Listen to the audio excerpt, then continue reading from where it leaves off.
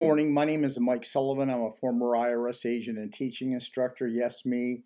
I worked at IRS for a decade. It was a long decade. I worked the offer and compromise program. I actually used to accept offers and deny offers.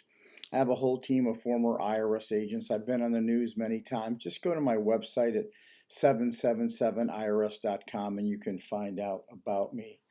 Today I'm going to talk about the offer. So you're hearing this from someone who worked at IRS, not only worked at IRS, who worked the offer and compromise program, not only worked the offer, but I actually taught the offer and compromise programs to other revenue officers. So what I want to do today is just tell you what the offer and compromise formula is so you understand what IRS agents kind of do and what they look for in the formula.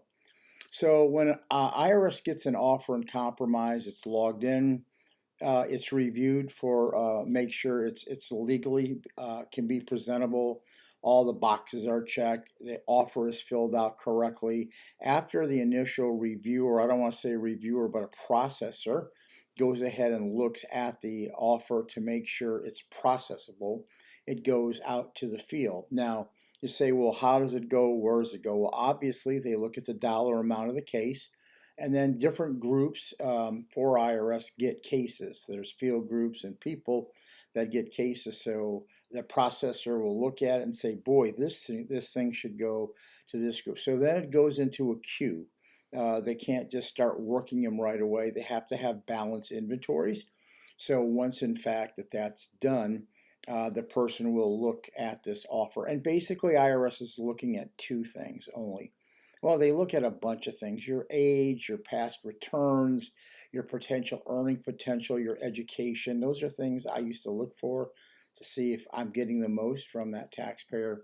But I'm looking at your assets. I want to know what the value of those assets are. Remember, you can't settle for any less than the value of your assets. So if you have $100,000 worth of assets, you're not going to settle for any less than $100,000. They discount your home, your residence, only 20%. So once again, if you have $100,000 worth of assets, they're not going to settle for less than $100,000. So that's the offer part of that. They want to make sure that offer value you're giving them, and they do due diligence checks. If you put stuff down, they have a bunch of different computer programs they can check if those values are right. On real estate, they go to realtor.com. They go to various Zillow. They kind of get an idea average, even though they're not really accurate, but they're close to accurate. They get an idea whether your asset value is right. And then they go to your income and expense analysis. And this really trips up most people because what you do not know is that IRS has a certain set of expenses and a dollar amount you're allowed. So if you're listening to this video and you want to really know what your offer is going to be worth to IRS. IRS has what's called a national standard, and they do that for generally four categories: for housing, food and clothing, housing and utilities, car payments, car expenses. That means that IRS is going to bump your values out and they're going to put their values in. Find these out yourself. Just go in the toolbar and search IRS National Standards for, and then you can put food and clothing, housing and utilities, car payments, car expenses. So this trips up most people because if you're falling out of those categories and IRS puts those in, you're going to have much more money to pay IRS.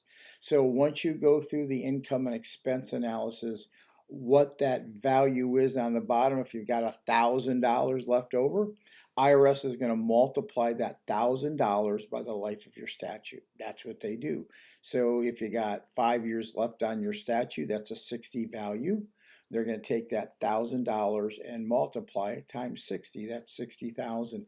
That's how the formula works. So what do?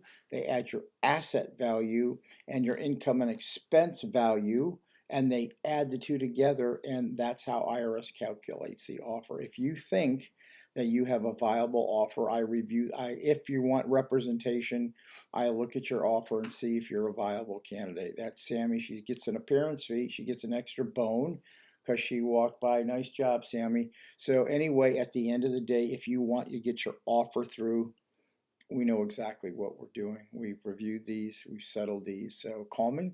I answer my own phone, and I appreciate you listening. Give me a subscription. Please share me. I know what I'm doing. I always tell you the truth. Thank you so much for listening today.